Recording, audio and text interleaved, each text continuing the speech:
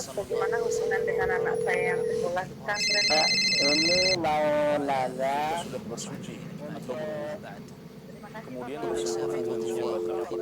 wudunya batal. Bismillahirrahmanirrahim. Assalamualaikum warahmatullahi wabarakatuh. Alhamdulillahi wassalatu wassalamu ala rasulillah wa ala alihi wa sahbihi wa mawalah wa la hawla wa la quwata illa billah. Ahlan wa sahlan para pemirsa Fatwa TV dan para pendengar dimanapun Anda berada. Senang sekali rasanya kami dapat berjumpa kembali dengan Anda di salah satu layanan live interaktif Fatwa TV, konsultasi Islam dengan tema fikih jual beli kontemporer lainnya bersama guru kita Al-Ustadz Dr. Muhammad Arifin Badri MA Hafidhullah Ta'ala, yang beliau merupakan wakil ketua perhimpunan Dewan Fatwa Perhimpunan Al-Irsyad dan juga sekaligus menjadi anggota Dewan Fatwa Perhimpunan Al-Irsyad. Dan alhamdulillah juga telah membersamai kita pada kesempatan kali ini Al-Ustadz di Studio Fatwa TV Jember. Kita sapa dulu beliau terlebih dahulu. Assalamualaikum Ustadz. Waalaikumsalam. Bagaimana kabar Ustadz? Ahlan marhaban. Di waktu-waktu saat ini Ustadz? Lagi sibuk koreksian. Sibuk koreksian, Masya Allah. Dengan berapa ratus mungkin ya Ustadz ya? Iya, mahasiswa yang harus ada dikoreksi. 8 kelas ya. Yang ngajar 8 kelas ya. Kalau satu kelas itu ada 55. 55 Ya, Ustadz bisa ya? dihitung saja. Masya Allah. Allahumma barik Ustadz. Alhamdulillah. Terima kasih kepada Ustadz yang telah membersamai kita di Studio Fatwa TV Jember. Semoga perjumpaan kita dan majelis kita pada kesempatan kali ini membawakan berkah dari Allah. Amin. Dan juga para pemirsa Fatwa TV dan para pendengar dimanapun Anda berada, tidak lupa kami menyapa para pendengar yang mendengarkan siaran ini melalui relay yang dari berbagai radio yang merelay siaran pada kesempatan kali ini yang tergabung dalam Asosiasi Radio dan Televisi Islam Indonesia (RTVC). Di antaranya Radio Binbas Yogyakarta, Radio Sahabat Tegal, Radio MD FM Probolinggo, Radio Amuba Pangkal Pinang, Radio Sagoy FM Sumatera Barat, Radio Gema FM Bontang, Radio Albina AM Bekasi, Radio Tua FM Riau, Radio Madinah Caruban, Radio Dai Tangerang, dan yang terakhir Radio Mas FM Sragen. Para pemirsa dan para pendengar dimanapun Anda berada, kami mengucapkan ahlan wa sahlan para pendengar dan pemirsa yang telah tergabung dengan kita pada kesempatan kali ini. Semoga seluruh pemirsa dan para pendengar mendapatkan afiah dari Allah pada kesempatan kali ini dan seterusnya. Baik, sebelum kita membacakan pertanyaan yang telah masuk di meja redaksi kami dan juga menerima telepon yang akan tersambung dari layanan telepon kita, terlebih dahulu kita mendengarkan untayan nasihat pembuka dari guru kita Al-Ustadz Dr. Muhammad Arifin Badri MA Hafidhullah Ta'ala. Kepada beliau kami persilakan Ustaz. Baik. Assalamualaikum warahmatullahi wabarakatuh. Alhamdulillah wassalatu wassalamu ala Rasulillah wa ala alihi wa ashabihi wa man wala ma ba'du. Kaum muslimin dan muslimah, pemirsa Fatwa TV dan penyimak dimanapun Anda berada. Hari demi hari yang kita lalui pasti syarat dengan berbagai macam dinamika dan turbulensi kehidupan. Tidak ada yang abadi. Tidak ada kesenangan yang berkesinambungan dan terus menerus. Sebagaimana kesedihan itu, rasa duka yang menimpa kita juga tidak berkepanjangan. Itu semua sesaat. Kenapa demikian? Karena Allah Maha Sempurna. Allah Subhanahu wa Ta'ala membekali kita dengan satu sifat yang seringkali kita anggap itu sebagai sifat yang buruk. Padahal andai tanpa sifat itu mungkin kita sudah hancur binasa. Yaitu sifat lupa. Lupa seringkali dimaki dan dicela oleh kita. Kita menganggap, oh saya lupa, oh gara-gara lupa dan seterusnya. Padahal kalau kita renungkan dengan seksama, kita akan dapatkan karena lupa kita itu bisa bertahan hidup. Karena lupa nalar kita itu masih bisa sehat. Anda bisa bayangkan. Andai duka yang pernah menimpa Anda itu tidak terlupakan. Ada karena kematian, kecelakaan, kerugian, dan lain sebagainya. Apa yang terjadi hari ini? Sedih, bercampur dengan sedih lagi, ketemu lagi kesedihan lagi, maka mungkin kita sudah tidak lagi menjadi manusia yang sehat.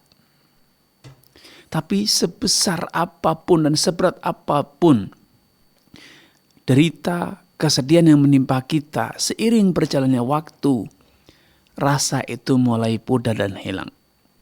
Ya, sedih itu mulai terlupakan. Terreplace oleh berbagai momentum, berbagai kejadian yang menjadikan Anda mulai bisa move on, kata orang. Beradaptasi dengan keadaan, menerima keadaan. Ya, itu adalah cara unik Allah SWT untuk menjadikan kita masih bisa bertahan hidup. Namun, tahukah Anda, ada satu hal yang lebih baik dibanding sekedar lupa. Karena Yahudi pun mengalami kondisi yang sama. Mereka pun bisa move on. Karena mulai melupakan, rasa itu mulai terlupakan, duka itu mulai terlupakan. Ada hal yang lebih indah dibanding sekedar lupa, yaitu ridha dengan takdir Allah SWT. Sedari awal, orang yang ridha menerima pasrah dengan takdir Allah SWT, ia tidak menjadi celaka, ia tidak menjadi hanyut dalam duka dan derita seberat apapun yang menimpanya.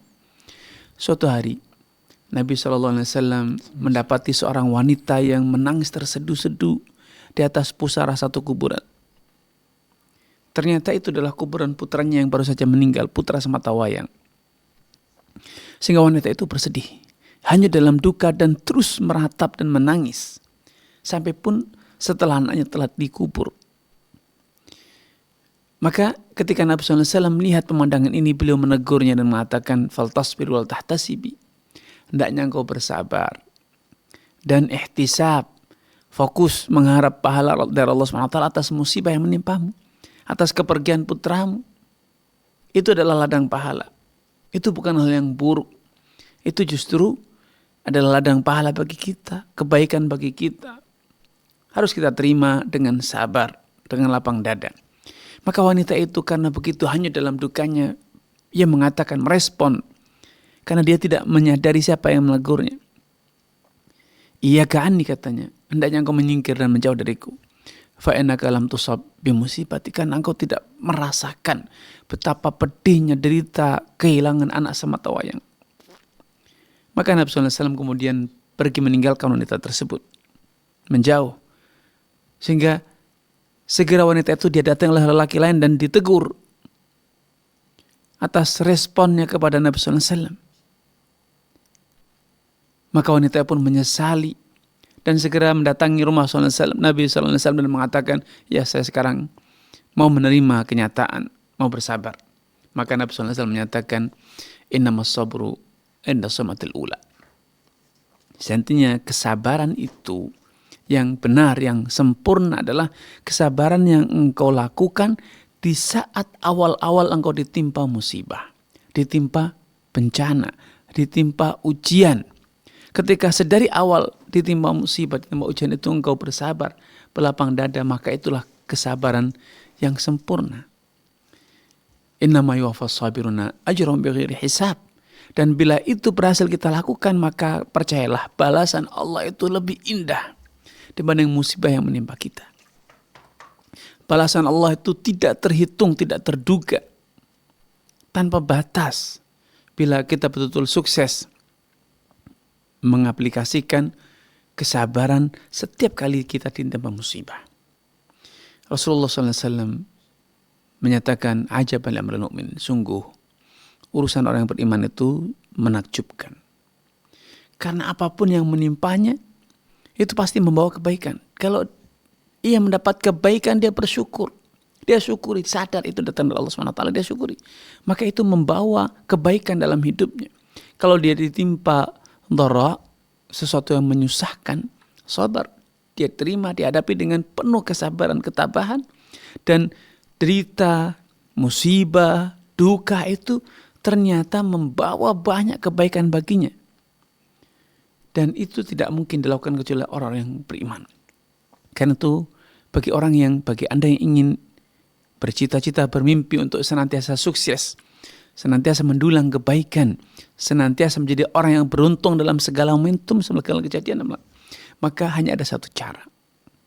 Berlatihlah, bersabar, berlapang dada, menerima segala kenyataan, dan menyadari bahwa itu semua terjadi atas izin Allah SWT untuk menguji kita. Kita diuji dengan kesenangan, sebagaimana kita diuji dengan kesusahan. Wallahu taala alam. Masya Allah, barakallahu fiikum Amin. Ustaz atas Barakallahu nasihatnya. Semoga dapat mencerahkan kembali Amin. teman-teman dan para pemirsa Fatwa TV dan para pendengar dimanapun Anda berada. Dan tentunya para pemirsa Fatwa TV dan para pendengar dimanapun Anda berada, yang semoga dirahmati Allah.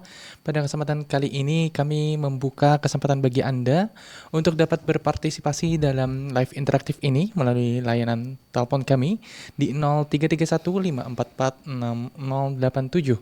Atau Anda dapat menghubungi kami melalui WhatsApp call melalui nomor 0821 706087 untuk dapat bertanya secara interaktif langsung kepada guru kita Al-Ustadz Dr. Muhammad Arifin Badri MA Hafidhullah Ta'ala. Baik Ustadz, telah bersama kita dan terhubung dengan kita Bapak Inggit dari Sumatera Barat pada kesempatan kali ini. Assalamualaikum warahmatullahi wabarakatuh. Waalaikumsalam. Baik, Bapak Inggit, kami persilakan untuk pertanyaannya. Assalamualaikum Pak Ustadz. Waalaikumsalam warahmatullahi wabarakatuh. Silakan Bapak. Pak Ustadz, Ya, pemerintah kan mendirikan bank BUMN, ya, di mana di situ bekerja orang Muslim dan non-Muslim. ya. Sedangkan gaji pegawainya diambil dari bunga bank. Ya, Apakah itu haram Pak Ustadz? baik Bapak. Sudah cukup Bapak? Baik, cukup Pak. Setelah saya tanyakan kepada seorang Ustadz, katanya negara kita ini bukan negara Islam. Ya. Baik. Sudah Mohon cukup Bapak? penjelasannya Pak Ustadz. Baik Baik. Bapak. Sudah. Baik.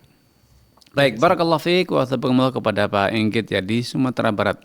Semoga Allah SWT menampakkan taufik kepada Pak Inggit, keluarga dan juga seluruh pemirsa dimanapun Anda berada. Allah Subhanahu wa Ta'ala telah menurunkan Alkitab atau kitabnya Al-Quran dan mengutus Rasulnya. Bagi setiap Muslim, standar halal atau haram itu hanyalah Al-Quran dan Sunnah. Hukum bagi orang Islam itu bersumberkan dibangun di atas Al-Quran dan Sunnah Nabi Shallallahu Alaihi Wasallam. Apapun yang halal dalam Al-Quran ataupun dalam hadis maka itulah halal, dan apapun yang haram dalam Al-Quran ataupun hadis itu haram pula. Kenapa? Karena halal haram itu hukum Allah Subhanahu Wa Taala, bukan hukum kesepakatan manusia atau budaya atau buatan manusia. Sehingga dalam menilai suatu hal itu tidak ada bedanya kita tinggal di negara manapun. Karena di negara manapun kita tetap saja tinggal di bumi Allah Subhanahu Wa Taala. Dan dimanapun kita tinggal dan berada, kita juga akan kelak menghadap kepada Allah Subhanahu Wa Taala, mempertanggungjawabkan setiap amal kebajikan kita, amal perbuatan kita di dunia. Kalaupun kita tinggal di negeri Eropa, di negeri manapun, maka itu tidak menjadikan kita keluar dari status hamba Allah Subhanahu Wa Taala yang harus bertakwa, beriman, menjalankan syariat. Sehingga dimanapun, apapun itu tidak merubah status kita sebagai hamba Allah yang harus tunduk dan patuh. Dan siapapun melanggar aturan Allah SWT, ya sampai pun raja, sampai pun dia menjadi presiden, sampai pun dia menjadi orang paling berkuasa di masanya, ya tidak akan bisa menyelamatkannya dari hisab Allah SWT.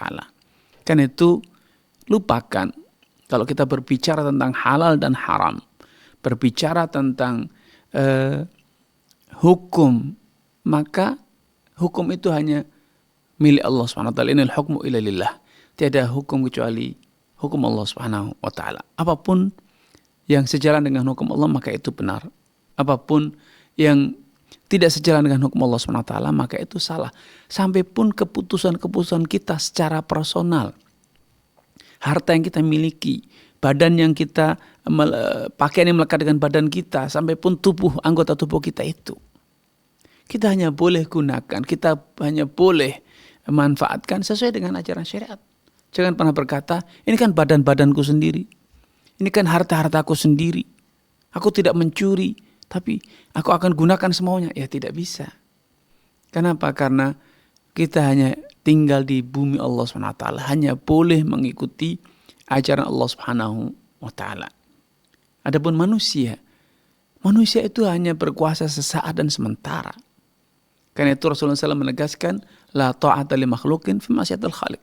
Tidak ada kewajiban untuk taat kepada sesama manusia dalam hal yang nyata-nyata bermaksiat, bertentangan dengan Al-Khaliq itu Allah Subhanahu wa ta'ala. Wallahu ta'ala a'lam.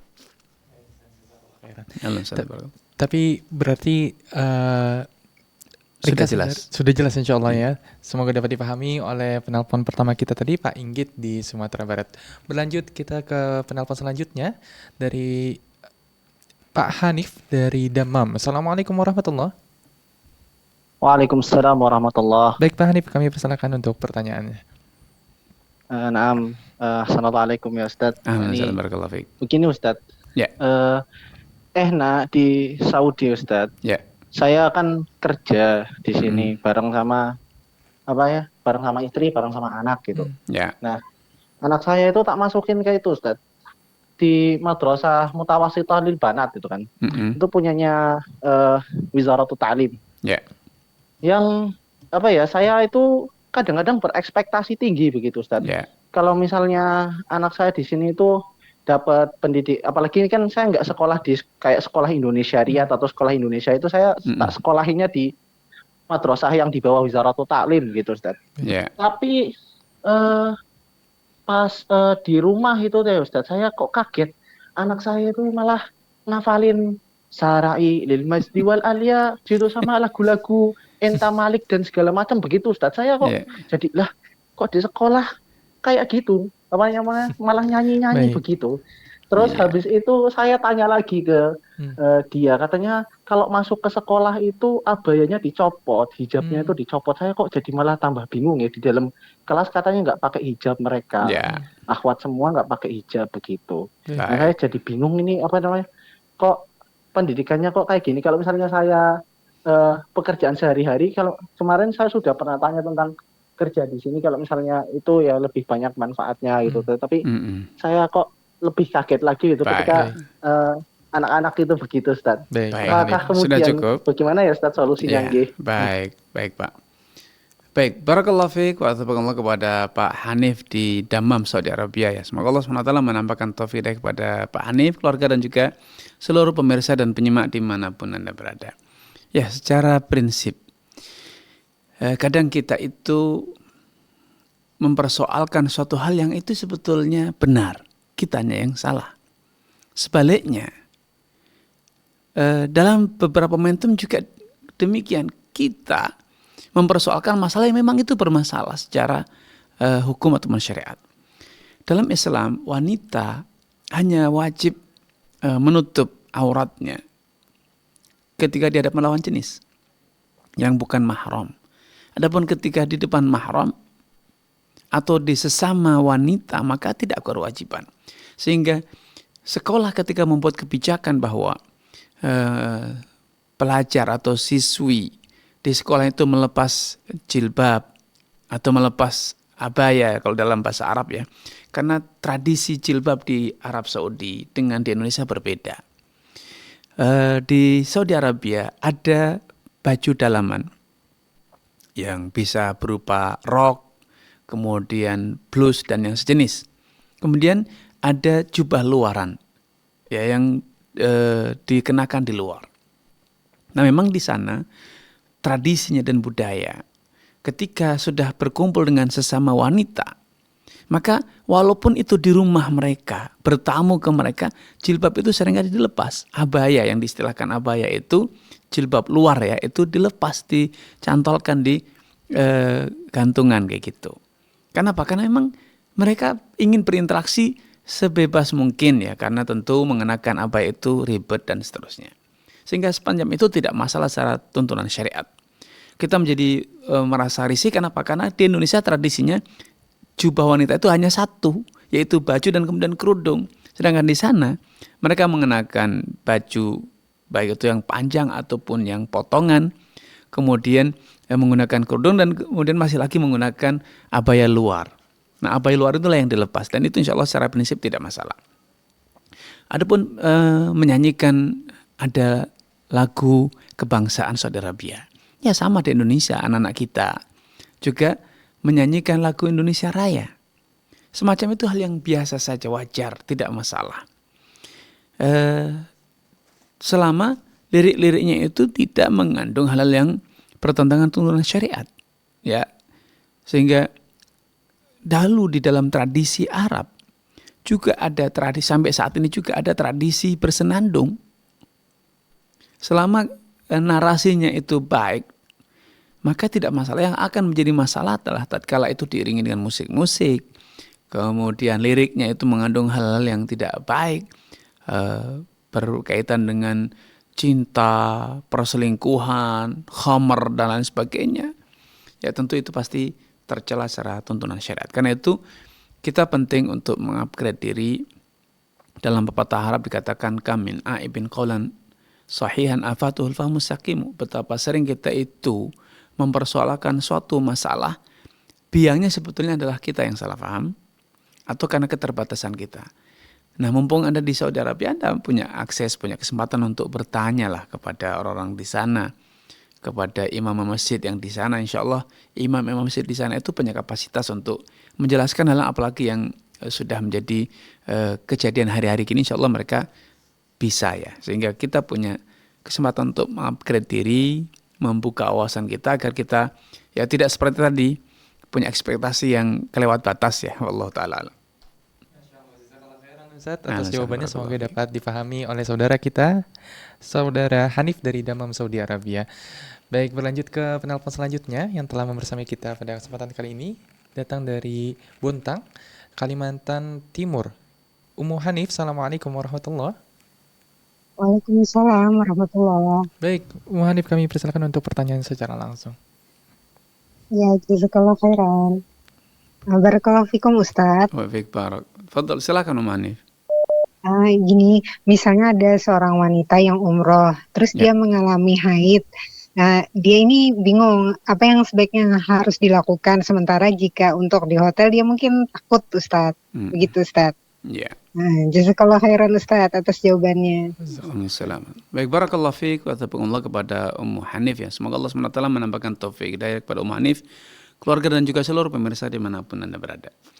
Ya, alhamdulillah ketika wanita umroh dan kemudian datang bulan, ya memang secara prinsip tidak boleh untuk menjalankan ibadah seperti sholat, tawaf, dan yang sejenis. Namun bukan berarti wanita itu kehilangan kesempatan untuk beribadah ya. Dia bisa datang ke pelataran Masjidil Haram untuk duduk di sana, beribadah dengan berzikir, membaca Al-Quran, menunggu suaminya selesai menunaikan sholat. Ya. Kedua, untuk beraktivitas itu tidak hanya di dalam hotel ya. Kita bisa beraktivitas di luar hotel, misalnya berbelanja, setiap kali sholat, belanja, atau ikut bersama rombongan ke masjid, namun tidak ikut masuk ke masjid, ada di luar masjid. Itu tempat yang ramai yang sehingga tidak perlu ada kekhawatiran ya.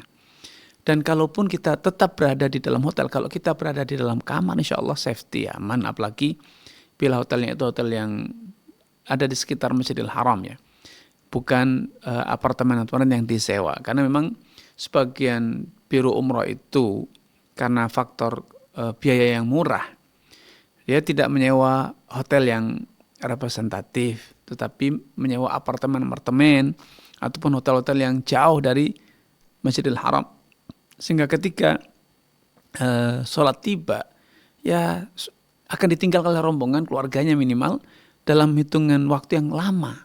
Nah ini yang mungkin karena asing, di tempat yang asing mungkin merasa khawatir. Tapi itu insya Allah solusi itu mudah ya. Kita ikut ke masjid, kita tinggal duduk di pelataran. Kalau memang hari-hari ini misalnya musim dingin, ya kita bisa ada di mall-mall yang ada di sekitar Masjidil Haram, ada di Tower Zamzam, Makkah Continental ataupun yang lainnya. Insya Allah itu safety ya tempatnya. Allah Ta'ala alam. Ustaz, atas jawabannya semoga dapat dipahami oleh Ummu Hanif dari Bontang, Kalimantan Timur tadi. Berlanjut ke penelpon kita yang keempat pada kesempatan kali ini, datang dari Bengkulu. Ada Bapak Eko. Assalamualaikum warahmatullahi wabarakatuh. Waalaikumsalam warahmatullahi Baik, Pak Eko, wabarakatuh. kami persilakan untuk pertanyaannya secara langsung. Begini Ustaz, saya mau tanya. Ya, Saya ini silakan. kondisi saya kan sedang sakit. Baik. Kalau Syafakallah. ngambil sembahyang ke belakang aja pakai dorong kursi. Ya, Nah, kondisi seperti itu apakah boleh sholat itu jamaah Ustaz? baik Bapak. Dan yang kedua, apa kalau saya terjadi saya itu dirawat, kan banyak infus segala macam. Ya. Bolehkah pakai tayamum? Ya. Dan tolong bagaimana cara tayamum yang baik? Baik. Syukur, alhamdulillah. Assalamualaikum warahmatullahi wabarakatuh. Waalaikumsalam. Assalamualaikum. Wabarakatuh. Baik, barakallahu fiik wa athabakumullah, dan juga syafakumullah syifaan la yughadiru saqama kepada Pak Eko. Dan semoga Allah SWT senantiasa memberkati dan merahmati Pak Eko, keluarga, dan juga seluruh pemirsa dan penyimak di manapun Anda berada. Allah Subhanahu wa taala telah menjadikan Islam itu agama yang mudah. Ma ja'alallahu 'alaikum fid dini min haraj. Allah Subhanahu wa taala sama sekali tidak pernah membuat satu tuntunan syariat yang merepotkan, menyusahkan manusia. Inna dina yusrun, kata Nabi SAW. Agama Islam itu mudah. Seringkali Islam itu menjadi susah gara-gara apa? Gara-gara kita sendiri. Sehingga Islam mencela umatnya yang memaksa-maksakan diri melakukan atau mengharuskan sesuatu yang tidak harus secara tuntunan syariat. Nah tadi, syariat Islam itu mudah. Namun demikian, kita juga harus bedakan antara mudah dengan memudah-mudahkan alias meremehkan. Mudah itu ada batasannya. Nah, ketika kita dalam kondisi sakit, maka Islam memberikan keringanan berupa apa? Tata cara sholatnya boleh dengan duduk, kalau memang tidak mau berdiri. Tidak mau duduk dengan berbaring. Kalau memang kita tidak bisa, misalnya wudu atau mandi, karena sakitnya tidak memungkinkan untuk mandi ataupun wudu, maka boleh tayamum dan demikian seterusnya. Nah, selama kita masih mampu untuk menjalankan ibadah itu tanpa adanya ancaman, hanya sekedar sedikit repot atau repot ya, maka itu bukan alasan untuk meninggalkan ibadah. Kaitannya dengan wudu. Wudu itu tidak harus dengan air satu ember, dengan keran yang mengalir. Problem kita seringkali, kita memaksakan diri agar dengan apa? Dengan agar mantap, terasa marem ketika ibadahnya. Sehingga ketika wudu itu harus dengan keran yang terbuka lebar-lebar, air yang mengucur dengan deras, dan yang dibayurkan ke muka kita dengan tangan kita itu betul-betul air yang mengalir dengan deras. Padahal untuk berwudu tidak harus seperti itu. Kalaupun kita menggunakan semprotan yang disemprotkan ke wajah kita sehingga airnya itu mengalir kemudian kita ratakan ke muka kita, ke tangan kita, itu sudah cukup. Kita tidak harus ke tempat wudu yang biasa sudah kita siapkan di rumah ataupun di masjid ya. Dengan itu sudah cukup. Dahulu Nabi SAW dikisahkan dalam hadis Abu Hurairah dan yang lainnya, kan Rasulullah SAW yuwadhi'uhu mud wa yughsiluhu sa'. Dahulu Nabi SAW itu ketika berwudu cukup menggunakan air dengan cakupan 2 tangan, kira-kira 1 gelas, 250-an mili ya kira-kira. Dan mandi beliau itu dengan 1 sa', kira-kira 1 liter. Itu sudah cukup. Anda bisa bayangkan bagaimana cara berwudu dengan air 1 gelas. Ya tentu, apalagi dulu itu belum ada semprotan ya. Tentu ya dengan sedikit, tidak sampai basah kuyup ya. Walaupun memang airnya mengalir ya dari anggota tubuh kita di tangan, di muka, itu sudah cukup. Namun tidak harus sampai mengalir banjir, basah kuyup, tidak. Sehingga saya sarankan Pak Eko untuk menggunakan spray, semprotan. Setiap kali berwudu ya semprotkan ke muka, ke tangan, ke kaki, sehingga itu sangat mudah. Yang kedua, kalau kita repot untuk melakukan suatu amalan, ya kita punya saudara keluarga yang bisa membantu. Kalau ada yang bisa membantu, maka itu tentu seharusnya kita lakukan. Ya, dahulu Nabi SAW ketika berwudu saja kadang dibantu oleh sahabatnya. Kemudian yang ketiga, untuk menjamak sholat. Jamak sholat itu ada alasannya. Ada alasan tidak bisa serta-merta kita menjamak tanpa alasan. Nah, ketika kita dalam kondisi mukim di rumah kita, tentu itu bukan kondisi yang membolehkan kita untuk menjamak sholat. Maka tetaplah sholat pada waktunya, Namun dengan tadi saya sampaikan tata cara berwudunya itu dipermudah dengan menggunakan spray semprotan yang itu sudah cukup ya. Kalaupun kita berwudu bisa ditampung dengan ember kalau takut banjir atau bikin basah ya. Tentu itu ringan, tidak harus menggunakan air yang sangat banyak. Ya, itu tentu akan menjadikan kita lebih merasa simpel ya. Walaupun tentu ya tidak boleh kemudian kita berbuat di luar batasan ya, di mana kita tayamum padahal kita masih mampu menggunakan air. Hanya karena repot ke toilet atau repot ke belakang. Padahal tidak harus ke belakang. Kita siapkan semprotan, siapkan handuk di tempat kita berada, itu selesai masalah. Ya Allah Ta'ala alam. Khairan Ustaz atas jawabannya, semoga dapat dipahami oleh Pak Eko, yang semoga Allah berikan kesehatan kepada beliau dan kepada seluruh kaum muslimin. Allahumma amin. Baik, berlanjut ke penelpon selanjutnya, datang dari Cianjur, Jawa Barat, dari Bapak Aput. Assalamualaikum warahmatullahi wabarakatuh. Waalaikumsalam warahmatullahi wabarakatuh. Baik, Pak Aput, kami persilakan untuk pertanyaannya. Waalaikumsalam. Waalaikumsalam warahmatullahi wabarakatuh. Silakan Bapak. Ini saya mau bertanya, Ya. kalau lagi di kendaraan, di kereta misalkan, Baik, masuk waktu sholat, Ya. baik. yang lebih afdal mana pas masuk waktu sholat, langsung sholat, atau nunggu sampai setengah jam lagi sampai misalkan. Baik, Ya. Kalau di kendaraan kan sholat agak kurang khusyuk lah. baik. Betul. Oke. Nunggu sampai di masjid setengah jam lagi atau Baik. afdal mana? Usah Baik. gitu aja. Baik, cukup ya Pak ya pertanyaan. Assalamualaikum. Waalaikumsalam warahmatullahi wabarakatuh. Baik. Barakallahu fiik wa taqabbalallahu kepada Pak Aput ya di Cianjur. Semoga Allah SWT menambahkan taufik dari kepada Pak Aput, keluarga dan juga seluruh pemirsa dimanapun Anda berada. Para ahli fikih telah menjelaskan bahwa sholat itu ada rukun, wajib dan sunnah-sunnahnya. Kalau kita di kendaraan bisa menjalankan sholat dengan rukun wajib-wajibnya, maka lebih baik kita sholat pada awal waktunya. Seperti ketika kita di kereta misalnya, di kereta ada ruang mushola bahkan disiapkan untuk sholat. Kita bisa sholat dengan berdiri, dengan ruku, sujud dan seterusnya. Tapi kalau kita berkendara dengan bus, dengan kendaraan pribadi, maka kita tidak dibolehkan ya untuk sholat dalam kondisi duduk, sedangkan kita bisa untuk sholat dengan berdiri, yaitu kapan? Dengan berhenti ya, kendaraannya berhenti, bisnya itu berhenti di waktu sholat. Karena sholat dengan berdiri itu merupakan rukun, rukuk sujud itu merupakan rukun.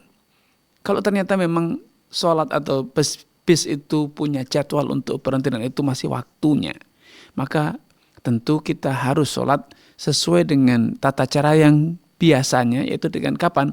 Ketika mobil itu berhenti atau kendaraan itu berhenti di rest area ataupun di lainnya. Pom bensin yang memungkinkan kita untuk sholat sesuai dengan tata cara yang semestinya. Namun selanjutnya, di antara hal yang patut untuk kita ketahui ketika kita safar adalah adanya syariat untuk jamak, menggabungkan dua sholat, yaitu antara zuhur dengan asar, maghrib dengan isya. Seharusnya ketika kita dalam kondisi safar, kita bisa menjamak, baik itu jamak takdim, asar digabungkan bersama zuhur, atau sebaliknya zuhur digabung dengan asar, dilakukan secara berurutan, maghrib digabung dengan isya di waktu maghrib terlebih dahulu kemudian isya, atau sebaliknya maghrib diundurkan ke waktu isya sehingga sholat maghrib dulu kemudian sholat isya. Itu sesuai dengan kondisi perjalanan kita. Dahulu Nabi SAW dikisahkan kalau beliau itu berangkat safar dalam kondisi belum tiba waktu sholat duhur, maka beliau menunda sholat duhurnya sampai tiba waktu asar untuk dijamak. Kalau sebaliknya beliau berangkat setelah waktu duhur tiba, maka beliau biasanya sholat duhur terlebih dahulu dan kemudian sholat asar, yaitu di jamak takdim, kemudian beliau baru memulai perjalanan safarnya. Nah, ini adalah bagian dari keringanan dalam tuntunan syariat yang menjadikan kita bisa menjalankan ibadah itu sesuai dengan tuntunan syariat ya. Kadang sebagian orang memaksakan diri untuk sholat di awal waktu, padahal tidak memungkinkan. Di mana dia berkendara dengan kendaraan pribadi atau misalnya bus yang tidak memungkinkannya untuk rukuk, sujud ataupun berdiri. Padahal bus tersebut ada schedule, ada rencana, ada jadwal akan istirahat sampai di tujuan ataupun di rest area atau di pom bensin yang tempat peristirahatan ya, yang memungkinkan kita untuk sholat ya. Maka seharusnya kita fleksibel selama itu masih waktu sholat, masih sholat pada waktunya atau dengan cara ditakhir, ditunda atau ditakdim, diajukan. Maka yang harus kita lakukan adalah kita menunda atau mengajukan sholat agar kita bisa sholat secara sempurna. Wallahu ta'ala alam. Terima kasih atas jawabannya, semoga dapat dipahami oleh Pak Aput dari Cianjur, Jawa Barat tadi. Dan berlanjut ke penelpon selanjutnya yang datang dari Jawa Barat juga Ustadz, ini Tasikmalaya. Ada Ibu hamba Allah dari Tasikmalaya. Assalamualaikum warahmatullahi wabarakatuh. Waalaikumsalam warahmatullahi. Baik, Ibu, kami persilakan. Ustadz mau Ya, nanya. silakan Ibu. Udah benarkah saya ini mengikuti as-sunnah lalu meninggalkan, tidak ikut-ikutan, lalu melaksanakan maulid Nabi, tidak melaksanakan rojaban, dan tidak Ya, mengikuti tahlilan? Itu udah benar saya, Ustadz, karena saya sering disindir di daerah saya oleh Ustadz. Katanya jangan terbawa arus, katanya. Oh, udah cenah ma'ana alaihi wa ashabi, lalu cenah ahli sunnah wal jamaah yang harus diikuti, lalu Imam Syafi'i aja yang harus diikuti, cenah begitu kepada saya menyindirnya. Lalu saya itu udah benar Ustadz meninggalkan tradisi-tradisi tidak mengikuti. Minta penjelasannya. Baik, Ibu. Begitu aja Ustadz. Assalamualaikum warahmatullahi wabarakatuh. Waalaikumsalam warahmatullahi wabarakatuh. Baik. Barakallahu fiik wa athabakumullah kepada Ibu di Tasikmalaya. Semoga Allah SWT menampakkan taufik hidayah kepada Ibu, keluarga dan juga seluruh pemirsa dimanapun Anda berada. Dalam urusan beragama, beribadah secara khusus, panutan kita, standar kita adalah tuntunan Nabi SAW. Karena kita telah bersyahadat la ilaha illallah Muhammad Rasulullah. Konsekuensi dari syahadat Muhammad Rasulullah adalah ketika kita beribadah sesuai dengan tuntunan Nabi. Kita hanya beribadah kepada Allah dengan cara yang diajarkan oleh Nabi SAW. Karena ibadah itu hakikatnya adalah tunduk dan patuh atas perintah Allah.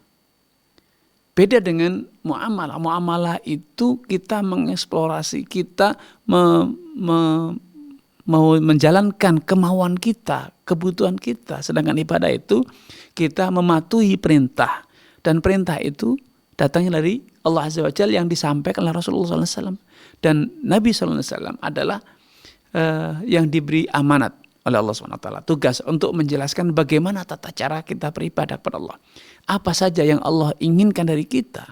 Maka kita tidak boleh membuat merekayasa ibadah baru yang tidak ada tuntunan dari Nabi SAW. Hanya dengan dasar, ini kan baik, saya punya niat baik. Tidak cukup. Ibadah itu, inti ibadah adalah menuruti kemauan Allah. Bukan menuruti pendapat kita, tradisi kita. Nah, karena ibadah itu adalah menuruti kemauan Allah, perintah Allah, ya kita hanya punya satu standar. Kalau itu diajarkan Nabi, ibadah itu dipraktekkan Nabi, dicontohkan oleh Nabi, maka itulah ibadah. Kalau tidak dicontohkan, maka itu berarti bukan ibadah. Rasulullah SAW bersabda, man amila amalan laisa alaihi amruna fahuwa raddun. Siapapun yang mengamalkan amalan yang tidak ada tuntunan dari kami, maka itu ditolak, tidak akan diterima. Walaupun oleh banyak orang dianggap itu baik. Maka kita tidak usah merasa sensi atau baper atau mungkin merasa bersedih hanya gara-gara persepsi orang. Karena di hari kiamat kita tidak akan ditanya tentang persepsi orang. Tetapi kita akan ditanya tentang apakah ibadah yang kita jalankan itu sudah lillah, ikhlaskan Allah dan sesuai dengan tuntunan Nabi SAW atau tidak. Itu yang akan menjadi standar amalan kita diterima atau tidak. Walaupun mungkin bagi banyak orang kita dianggap beda, menyelisihi tradisi yang sudah turun-temurun, ya standar kebenaran kita dalam hal ibadah bukan tradisi, tetapi apa? Tuntunan Nabi Sallallahu Alaihi Wasallam. Kalau di atas tuntunannya, ya kita tidak usah amalkan, walaupun itu dipraktekkan oleh banyak orang. Wallahu taala alam. Jawabannya dan nasihatnya sekaligus untuk seluruh pemirsa dan para pendengar. Dan tentu semoga Allah berikan kemudahan kepada ibu di Tasikmalaya tadi untuk menerapkan sunnah dan sesuai dengan tuntunan Nabi SAW. Berlanjut ke pertanyaan selanjutnya yang datang dari meja redaksi kami, Ustaz. Ya. Datang dari saudara Prasetyo Ahmad di Kabupaten Gresik, Jawa Timur. Pertanyaannya, Assalamualaikum Ustaz, saya ingin bertanya masalah apa itu bahan kain sutra spanslik namanya. Bahan ini banyak dipakai untuk kain sarung. Apakah bahan ini sama dengan sutra pada umumnya yang tidak boleh dipakai oleh lelaki kecuali ada batas ukurannya? Sependek pengetahuan saya, sutra spanslik diolah oleh kepompong sutra yang tidak sempurna atau ada cacatnya. Bagaimana hukumnya lelaki memakai sarung tersebut, Ustaz? Jazakallah khairan. Ya, baik. Barakallahu fiik wa ataqullah. Semoga Allah SWT menambahkan taufik kepada Anda, keluarga, dan juga seluruh pemirsa dimanapun Anda berada. Rasulullah SAW suatu hari menggenggam kain sutra dan emas. Kemudian beliau mengatakan, bersabda, "Uhillat hatani li'inathi ummati." Dua benda ini, itu emas dan sutra, itu dihalalkan untuk kaum wanita dari umatku dan diharamkan atas kaum pria dari umatku. Sutra yang sempurna, sutra yang berkualitas atau KW2 atau bahkan mungkin KW3 dan seterusnya, selama itu memang terbuat dari sutra, dari kepompong ulat sutra, maka itu haram atas kaum laki-laki. Ya, baik itu yang kualitas 1, 2 dari kepompong yang sempurna atau kepompong yang cacat, maka itu haram hukumnya. Namun kalau itu sintetis, ya bahan sintetis, bukan dari kepompong ulat sutra, tetapi sintetis, karena di era industri ini boleh dikata hampir semua, kalau bukan semua, hampir semua produk alami itu bisa dibuat tiruannya, sintetisnya. Sehingga secara penampilan, rasa, rupa, bentuk mirip walaupun beda bahan. Walaupun hakikatnya berbeda. Yang satu dari tiruan, yang satu dari benda alami. Nah, yang diharamkan adalah yang asli, yang alami, baik yang kualitas sempurna, bagus, grade 1 ataupun grade 2 atau grade 3, semua itu haram. Ya, sutra haram atas kaum pria. Nah, sekali lagi, saya tidak tahu kalau memang itu betul-betul dari kepompong sutra walaupun yang cacat, walaupun yang kualitasnya rendah, maka berarti haram atas kaum pria. Wallahu ta'ala alam. Masya Allah. Jazakallah khairan Ustaz. Jawabannya semoga dapat dipahami oleh saudara kita Prasetyo Ahmad dari Kabupaten Gresik, Jawa Timur. Berlanjut ke penelpon selanjutnya pada kesempatan kali ini datang dari Riau, yaitu Ummu Yodi. Assalamualaikum warahmatullahi wabarakatuh. Waalaikumsalam warahmatullahi wabarakatuh. Baik Ummu Yodi, kami persilakan untuk pertanyaan secara langsung. Iya. Assalamualaikum Ustaz. Waalaikumsalam warahmatullahi wabarakatuh. Silakan Ibu. Ya, izin melanjutkan pertanyaan dari member WhatsApp di WhatsApp. Ya. Begini Ustaz, waktu anak-anak masuk kuliah, itu anak tidak tahu kalau ternyata ada perjanjian saat pendaftaran itu ada asuransinya Ustaz. Ketika anak-anak meninggal beberapa bulan yang lalu, itu pihak kampus menghubungi, katanya ada dapat asuransi Ustaz. Baik. Anda tahu asuransi itu haram hukumnya. Apakah boleh Anda menerimanya Ustaz dan Anda gunakan untuk membayar hutang-hutang ketika anak-anak sakit dan untuk membadalkan umroh anak-anak? Baik. Bolehkah seperti itu Ustaz? Ya. Baik. Jazakallah khairan. Assalamualaikum. Assalamualaikum warahmatullahi wabarakatuh. Baik, barakallahu fiik wa astaghfirullah kepada Ummu Yodi di Riau ya. Semoga Allah SWT menambahkan taufik hidayahnya kepada Ummu Yodi, keluarga dan juga seluruh pemirsa dan penyimak dimanapun Anda berada. Para ahli fikih telah menjelaskan bahwa asuransi itu secara prinsip hukumnya haram. Karena ada unsur riba dan ada unsur gharar, ketidakpastian, ketidakjelasan atau spekulasi tinggi. Nah, karena tergambar dari pertanyaan tadi bahwa yang bertanya itu dalam kondisi secara finansial membutuhkan, maka walaupun hukum asalnya itu haram, tapi karena dia memang membutuhkan, masih punya hutang untuk perawatan, pengobatan putranya yang sakit sampai akhirnya meninggal, maka kalau memang betul-betul dalam kondisi kesulitan ekonomi, maka dana yang dicairkan dari asuransi itu boleh digunakan untuk bayar hutang. Kalau memang Anda dalam kondisi kesulitan ekonomi, alias tidak mampu bayar hutang tersebut, kecuali dengan bersusah payah mungkin bertahun-tahun harus menabung atau menjual aset yang mungkin sangat dibutuhkan, ya. Maka kalau memang kondisi seperti itu boleh digunakan untuk membayar hutang-hutang. Adapun selebihnya tidak. Ya, selebihnya tidak kalau memang kebutuhan kita sudah tercukupi, sudah tercover. Sehingga saya tidak sarankan kalau memang masih ada sisa digunakan untuk mengumrohkan atau membadalkan umroh. Lebih baik disalurkan kepada fakir miskin, karena hukum asalnya itu haram. Boleh digunakan kalau memang Anda termasuk yang berhak menerima atau menjadi sasaran penyaluran dana-dana yang haram semacam itu, yaitu kelompok fakir dan miskin. Wallahu ta'ala alam. Jazakallah khairan atas jawabannya, semoga dapat dipahami oleh Umu Yodi dari Riau tadi. Dan berlanjut ke pertanyaan yang masuk di meja redaksi kami, Ustaz, datang dari saudari Nur Putri di Kabupaten Bogor, Jawa Barat.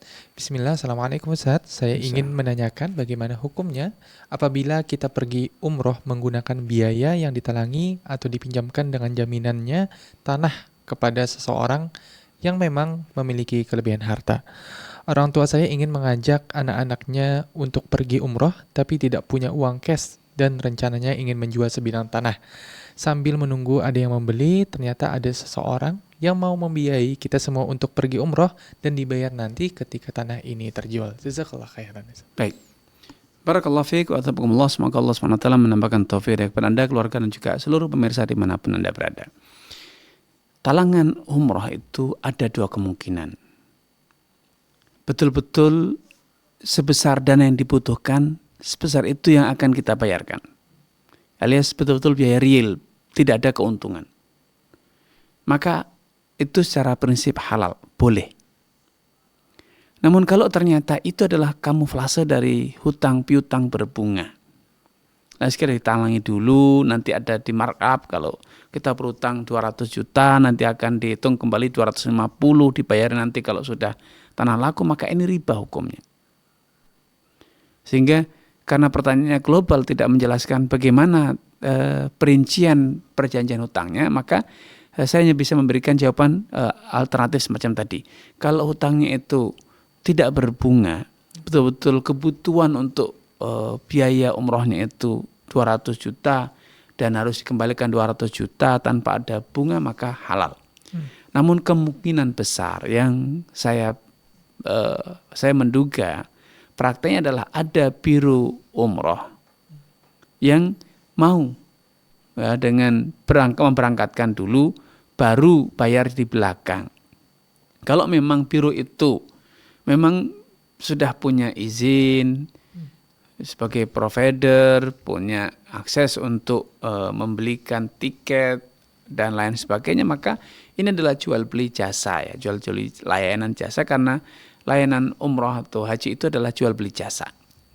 Maka secara prinsip boleh, ya, walaupun pembayarannya di belakang, karena itu adalah jual beli jasa. Seperti halnya kita berobat di rumah sakit, setelah selesai keluar rumah sakit baru bayar.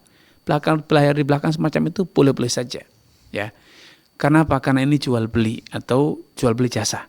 Tapi ketika ini ada pihak ketiga yang menalangi, baik itu lembaga keuangan ataupun perorangan, kebutuhan biaya keberangkatan kita untuk haji atau umroh, kemudian pembayarannya itu ada bunga, ada ucapan terima kasih atau yang sejenis, maka itu adalah riba dan itu haram hukumnya. Wallahu ta'ala alam.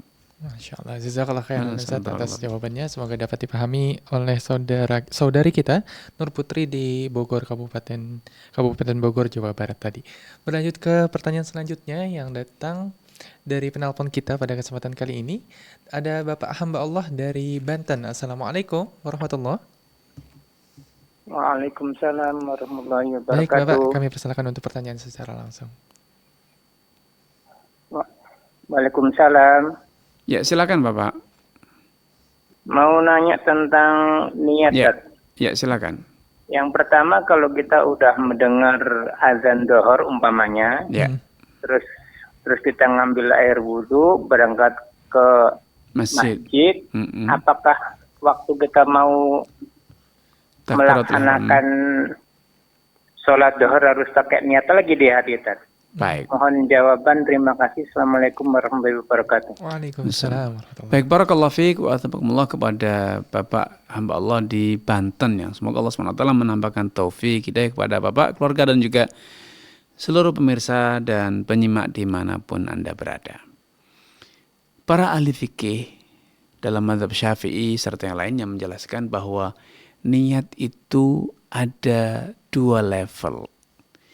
Yang sering kali dipraktekkan oleh masyarakat adalah niyah mustashabah, niat yang dianggap atau dihukumi masih berlaku karena semua orang yang keluar dari rumah, apalagi sudah berwudu, sudah mengenakan pakaian untuk sholat, punya niat untuk mendirikan sholat, baik zuhur, asar, maghrib, isya ataupun subuh atau sholat-sholat yang lain. Dan biasanya masyarakat juga atau kita semua ketika kita sholat ke masjid, seringkali kita berniat ganda. Kalau masih ada waktu, saya akan sholat qobliyah dulu, kemudian sholat fardu, dan selanjutnya sholat ba'diyah. Nah, niat ini secara tinjauan fikih dianggap masih terus eksis, dianggap terus berlaku, walaupun prakteknya ketika kita sampai di masjid, kita lupa untuk menata lagi hati kita dan kita langsung meniatkan takbiratul ihram Allahu Akbar. Kenapa? Karena ternyata sampai di masjid imamnya sudah sholatnya sudah diiqamatkan dan imamnya sudah memulai sholatnya. Sehingga sering kali kita lupa untuk memperbaharui niat. Dan langsung yang hadir dalam hati kita langsung niat takbiratul ihram. Lupa untuk memperbaharui niat bahwa ini sholat zuhur 4 rakaat berjamaah dan seterusnya, terlupakan. Oleh apa? Oleh fokus kita untuk bisa segera bertakbiratul ihram, masuk di shaf pertama atau shaf kedua yang seringkali menjadikan kita lupa untuk memperbaharui niat. Dan niat mustashabah semacam ini masih dianggap sah selama belum ada hal yang dianggap telah memutus niat tersebut, mengakhiri niat tersebut. Misalnya ketika di tengah jalan ditelepon oleh orang, ada kondisi emergensi yang mengharuskan, akhirnya kadang-kala kita berpikir, nanti aja sholat dulu sendiri, nanti setelah membantu orang yang kecelakaan atau yang lainnya. Nah, ketika sudah ada niat untuk menunda sholat nanti, karena ada yang kecelakaan kita menolong, sehingga kita fokus menyelesaikan orang yang kecelakaan tersebut misalnya. Ternyata sesampai di tempat sudah ada yang membantu, ya. Maka kita harusnya memperbaharui niat kita dengan mengatakan, ya kalau gitu saya sholat. Walaupun itu tidak diucapkan, namun secara otomatis di hati kita berarti, oh ya sudah ada yang nolong, yang sudah cukup, berarti saya akan ke masjid. Maka berarti dengan kita meniatkan kembali itu sudah dianggap memperbaharui niat. Ya. Kadang-kala sebagian orang karena faktor hubungan sosial yang tidak baik dengan imam, sesampai di masjid mendapatkan imamnya adalah orang yang dia benci. Sehingga dia maju dan mundur. Tidak mau sholat bersama dia. Tapi oh ya jadi, apa kata orang kalau saya sama tidak sholat. Ini berarti merusak niat pertama tadi. Sehingga ketika mau sholat, akhirnya diputuskan sholat, ya harus ada perbaruan niat. Dan biasanya itu pun juga terjadi secara otomatis. Ya, terjadi secara otomatis. Ini niat yang level yang paling rendah. Dan itu sudah sah sholatnya. Yang kedua, ketika niat itu lebih sempurna yang disebut dengan niat mujaddadah. Niat yang diperbaharui, di-upgrade. Ketika kita tiba di shaf, kita sadarkan diri kita bahwa saya sholat duhur lillahi azza wa jal bersama imam ini atau berjamaah bersama imam ini 4 rakaat hadir dalam hati kita, maka ini tentu lebih sempurna, ya. Sehingga kesimpulannya seperti Bapak sampaikan tadi, insya Allah salat Bapak sudah sah. Wallahu taala a'lam. Jazakallah khairan Ustaz atas jawabannya, semoga dapat dipahami oleh Bapak hamba Allah di Banten tadi. Dan pertanyaan tersebut sekaligus menutup perjumpaan kita pada kesempatan kali ini, Ustaz.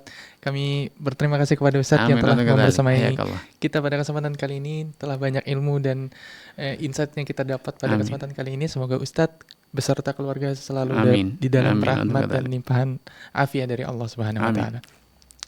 Baik para pemirsa Fatwa TV dan para pendengar dimanapun Anda berada, saksikan terus program live interaktif Fatwa TV dari hari Senin sampai dengan hari Jumat pada jadwal yang sudah ditentukan. Untuk mengetahui segala informasi terkait dengan Fatwa TV dan juga Dewan Fatwa Perhimpunan Al-Irsyad, Anda dapat mengakses website kami yaitu www.dewanfatwa.com atau fatwatv.id. Kami juga mengajak Anda untuk dapat berkontribusi aktif dalam dakwah Islam melalui rekening aktif yang bisa Anda saksikan di layar kaca Anda sekarang. Jangan lewatkan program live interaktif selanjutnya bersama guru kita Al-Ustaz Dr. Nizar Sa'ad Jabal LCMPD pada pukul 17.00 waktu Indonesia Barat setelah ini langsung insyaallah. Baik para pemirsa Fatwa TV dan para pendengar dimanapun Anda berada, usai sudah perjumpaan kita pada kesempatan kali ini, semoga Allah memberikan kita taufik untuk dapat mengamalkan apa yang telah kita bersama-sama belajar pada kesempatan kali ini. Saya mewakili kerabat kerja yang bertugas pamit undur diri. Wassalamualaikum warahmatullahi wabarakatuh. Ya Allah. Terus bagaimana hubungan dengan anak saya yang sekolah pesantren? Ini mau nanya. Sudah bersuci atau kemudian bersentuhan dengan